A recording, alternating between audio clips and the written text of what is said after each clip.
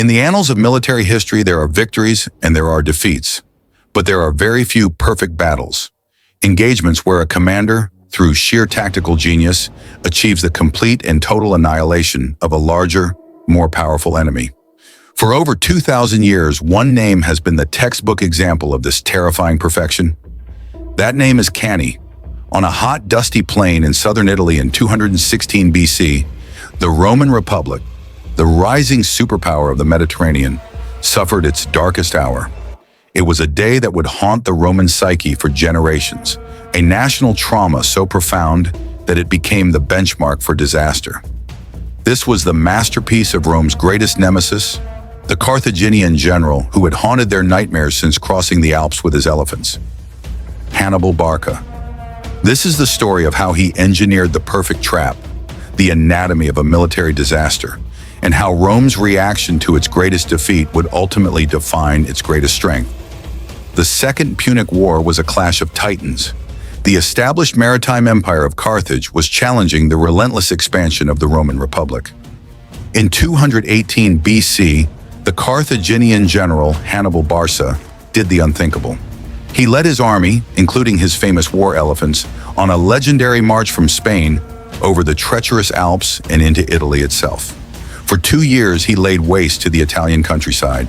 He had outsmarted and defeated Roman armies at the Battle of the Trebia and, most devastatingly, in a massive ambush at Lake Trasimene. Panic gripped Rome. In response, they appointed a dictator, Fabius Maximus, who employed a brilliant but unpopular strategy of delay and harassment, refusing to engage Hannibal in a pitched battle.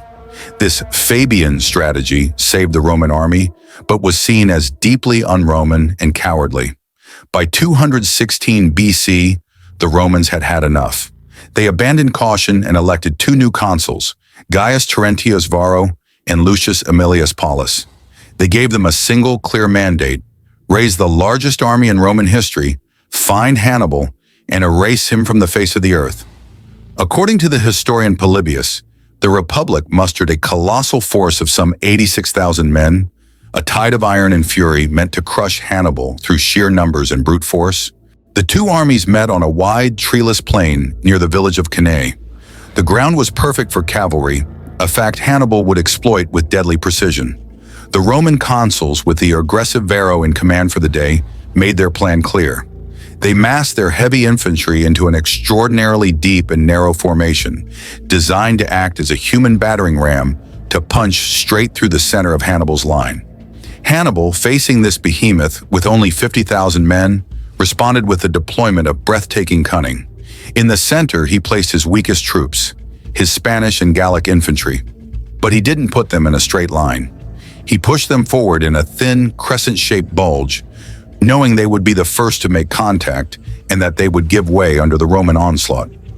On the flanks of this weak center, hidden in reserve, he placed his most elite troops, his veteran African heavy infantry, armed with captured Roman weapons and armor. But his true advantage was on the wings. Hannibal possessed a superior cavalry force, both in quality and number.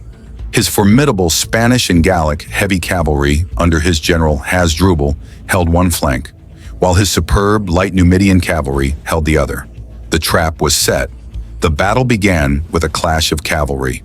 On the Carthaginian left, Hasdrubal's heavy horsemen utterly shattered their Roman counterparts. But instead of pursuing the fleeing enemy, Hasdrubal executed a brilliant, disciplined maneuver. He led his cavalry behind the entire Roman army to smash into the rear of the other Roman cavalry wing. Within a short time, the Roman cavalry was completely swept from the field. This was the first critical phase of Hannibal's plan. Meanwhile, the main event began. The massive Roman infantry formation surged forward, crashing into Hannibal's bulging center. Just as Hannibal had planned, his Spanish and Gallic troops, under immense pressure, began to fall back. The Romans, smelling blood and sensing an easy victory, roared forward, pushing deeper and deeper into the collapsing Carthaginian line, which bent backward from a convex crescent into a concave one. The Roman legionaries were funneled into a pocket of their own making. And then, the jaws of the trap sprang shut.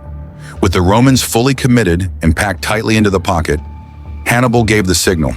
His elite African infantry, who had been waiting patiently on the flanks, turned inward and slammed into the exposed sides of the Roman formation. At the same moment, Hasdrubal's victorious cavalry returned from its pursuit and crashed into the defenseless rear of the Roman legions. The Roman army was completely surrounded. This was the legendary double envelopment. They were packed together so tightly that many soldiers couldn't even draw their swords. What followed was not a battle, but a methodical, one-sided slaughter that lasted for hours under the brutal Italian sun. The scale of the Roman defeat at Cannae is difficult to comprehend. Ancient sources claim that between 50,000 and 70,000 Roman soldiers were killed. Among the dead were the consul Paulus, 2 former consuls, nearly 30 senior military commanders, and an estimated 80 men of senatorial rank. It was the darkest day the Republic had ever known. In the Carthaginian camp, Hannibal's cavalry commander, Hannibal, famously urged an immediate march on the city of Rome itself. When Hannibal hesitated, Hannibal allegedly said, "You know how to win a victory, Hannibal, but you do not know how to use one." When news of the catastrophic defeat reached Rome, the city was seized by unprecedented panic and grief. But then the Romans did something remarkable. They did not sue for peace. They did not surrender. The Senate formally forbade public mourning. They refused to negotiate with Hannibal or even ransom the few thousand prisoners he had taken. Instead, they began the grim task of rebuilding. They enlisted boys, armed slaves, and emptied the prisons, forming new legions from scratch. The Battle of Cannae is still studied in military academies worldwide as the perfect tactical victory.